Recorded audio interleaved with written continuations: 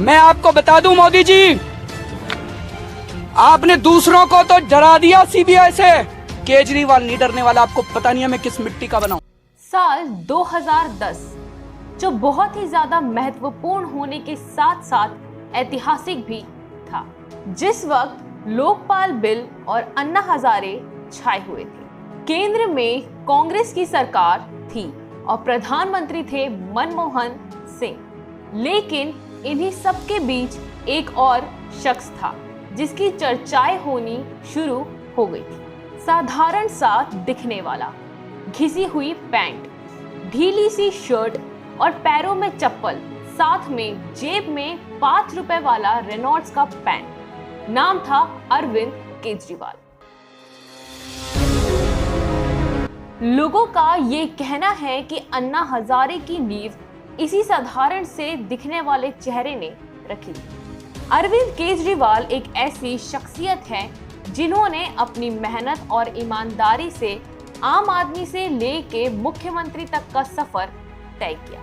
अरविंद केजरीवाल एक ऐसी शख्सियत है जिन्होंने अपनी मेहनत और बुद्धिमानी से आम आदमी से लेकर मुख्यमंत्री तक का सफर तय किया। तारीख थी 16 अगस्त 1968 और दिन था जन्माष्टमी का। उसी दिन अरविंद केजरीवाल ने जन्म लिया। अरविंद केजरीवाल का जन्म एक बहुत ही साधारण से परिवार में हुआ था और जन्माष्टमी का दिन होने की वजह से उनके माता पिता का ये कहना था कि उनके घर में एक कृष्ण पैदा हुआ है। लेकिन ये मासूम सा चेहरा बड़ा होकर पूरे दिल्ली पर राज करेगा, ये कौन जानता था। इनके पिता का नाम गोविंद राम केजरीवाल था, जो एक कंपनी में इलेक्ट्रिकल इंजीनियर थे। वहीं इनकी माताजी का नाम गीता देवी केजरीवाल था, जो घर में ही रहकर अपने बच्चों की देखभाल करती थी। इन तीनों भाई बहनों में अरविंद सबसे बड़े थे।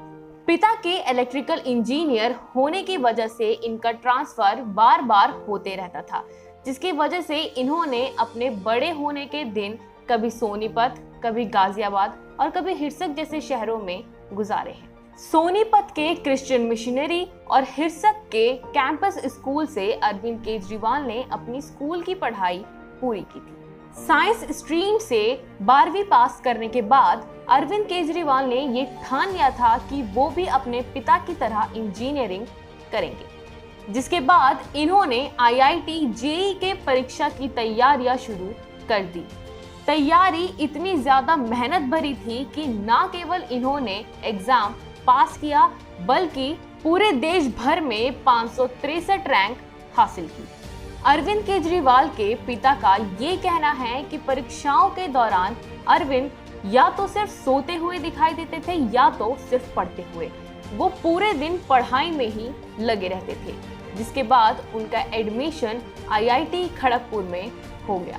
आपको बता दें कि IIT खड़गपुर वही यूनिवर्सिटी है जहां से गूगल के CEO सुंदर पिचाई ने भी अपनी पढ़ाई पूरी की थी। सन 1989 में अरविंद केजरीवाल ने TCS में जॉब करनी शुरू कर दी थी। जब अरविंद केजरीवाल जमशेदपुर के TCS प्लांट में काम कर रहे थे, तो उसी दौरान उनका ध्यान सोशल सर्विस की ओर बढ़ने लगा, जिसके बाद इन्होंने ऑफिस से कुछ दिनों की छुट्टी ले ली और कोलकाता में जाकर मदर टेरेसा के साथ भी काम किया। और ये वही समय था जब अरविंद केजरीवाल ने अपने अंदर परिवर्तन महसूस किया। इसके बाद वे दूसरों के हित के लिए सोचने लगे थे। साथ ही उनकी विचारधारा में एक बहुत बड़ा बदलाव देखने को मिला था, जिसके बाद इन्होंने वापस जाकर अपनी TCS की जॉब से इस्तीफा दे दिया। वहीं से इन्होंने सिविल सर्विस की परीक्षा देने की ठान ली, क्योंकि ये जानते थे कि जनता के हित में काम करने के लिए इससे अच्छा और कोई तरीका नहीं। करीब 1 साल तक इन्होंने सिविल सर्विस की परीक्षाओं के लिए तैयारियां की और देश की सबसे कठिन परीक्षाओं में से एक सिविल सर्विस का एग्जाम क्वालिफाई कर लिया। इन सभी चीजों में सबसे बड़ी खास बात ये है कि अरविंद केजरीवाल इतने ज्यादा मेहनती और परिश्रमी थे कि इन्होंने अपने सारे एग्जाम्स फर्स्ट अटेम्प्ट में ही क्लियर किए थे। जिन परीक्षाओं को क्लियर करने में लोगों को 3-3 साल लग जाते हैं, कई बार 3 से भी ज्यादा साल लग जाते हैं। उन्हीं परीक्षाओं को अरविंद केजरीवाल ने एक ही बार में क्लियर कर लिया था, जिसके बाद इन्होंने IRS को assistant commissioner of income tax के रूप में ज्वाइन किया। यहाँ पर काम करने के दौरान इन्हें सिस्टम के बारे में पता लगा, साथ ही उन्हें ये भी पता लगा कि करप्शन और भ्रष्टाचार अब यहाँ के देश के लोगों में घुसने लगा है। बढ़ते भ्रष्टाचार को देखते हुए अरविंद केजरीवाल ने अपने दोस्त मनीष सिसोदिया के साथ एक मुहिम की शुरुआत की। मुहिम के दौरान ये लोग मिलके इलेक्ट्रिसिटी जैसी बड़ी समस्याओं पर काम कर रहे थे। इस मूवमेंट का नाम परिवर्तन दिया गया था।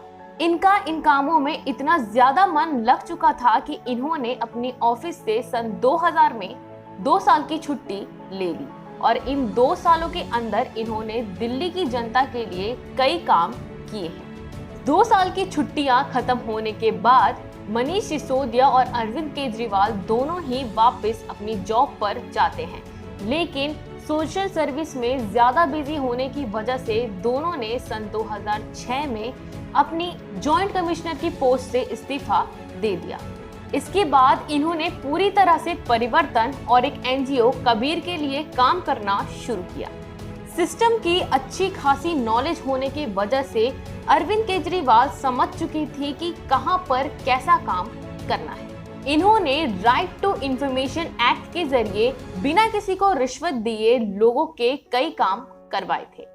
इसी तरह सिस्टम को चलाते हुए और लोगों को इंसाफ दिलाते हुए ये आगे बढ़ते चले गए। फिर आता है सन 2011, जिस वक्त कांग्रेस की तरफ से कई घोटाले देखने को मिल रहे थे।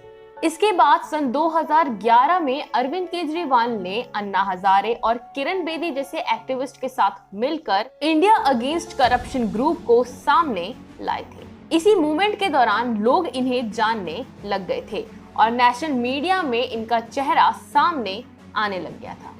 इसी दौरान लोग अरविंद केजरीवाल को चुनौती देते हुए कहने लगे कि बाहर से बोलना बहुत ही आसान है, दम है तो राजनीति में उतर के दिखाओ और जो वास्तव में गलत है उसे बोल के दिखाओ। ऐसी बातें सुनने के बाद ही अरविंद केजरीवाल ने ये तय किया कि अब राजनीति में आके ही सिस्टम को ठीक करना चाहिए।